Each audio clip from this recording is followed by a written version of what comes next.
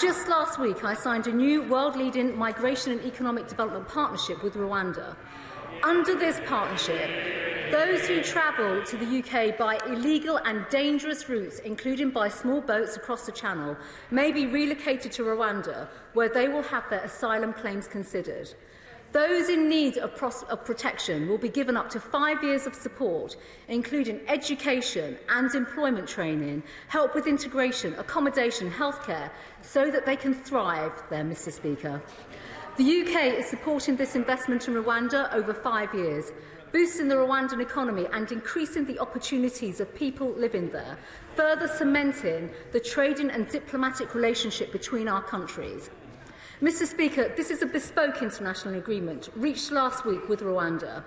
I came to Parliament as soon as was reasonably practical following the conclusion of that agreement.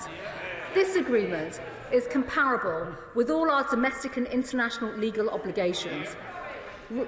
Rwanda is a state party to the 1951 United Nations Refugee Convention and the 7 core United Nations Human Rights Convention, and has a strong system for refugee resettlement. The United Nations has used Rwanda for several years to relocate refugees, Mr. Speaker. And, of course, Mr. Speaker, it was the European Union who first funded this. This agreement deals a major blow to the people smugglers and their evil trade in human cargo. Everyone who is considered for relocation will be screened and interviewed, including an age assessment, and have access to legal services. Mr. Speaker, in relation to accounting officer advice, contrary to reports in the newspapers, the Permanent Secretary did not oppose this agreement nor assert that it is poor value for money. Rather, he stated in his role as accounting officer that the policy is regular, proper and feasible, but there is not currently sufficient evidence to demonstrate value for money. It is the job of ministers to take decisions, Mr. Speaker, and it is the job of ministers, Mr. Speaker, more often than not, to take tough decisions in the interest of our country.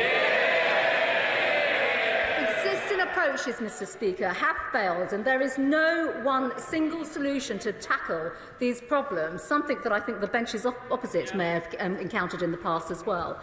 Change is needed because people are dying attempting to come to the UK on illegal and dangerous routes. This partnership is a type of international cooperation needed to make the global immigration system fairer, keep people safe and give them opportunities to flourish. This will help break the people smugglers' business model and prevent the loss of life while ensuring protection for those who are genuinely vulnerable. This government is delivering the first comprehensive overhaul of the asylum system and this type of illegal migration in decades. At the heart of this approach, Mr. Speaker, is fairness. Access to the UK's asylum system must be based on need, not the ability to pay people smugglers. And the demands on the current system, the cost of British taxpayers and the scandalous abuses are increasing. The British public have rightly had enough. Our new plan for immigration will improve and support those directly fleeing oppression, persecution and tyranny through safe and legal routes. It will deter illegal and dangerous routes of entry to the UK, make it easier to remove those with no right to be in the UK, and, Mr. Speaker, provide a common-sense approach to controlling immigration, both legal and illegal. I commend the statement to the House. I call the Shadow Home Secretary, Yvette Cooper.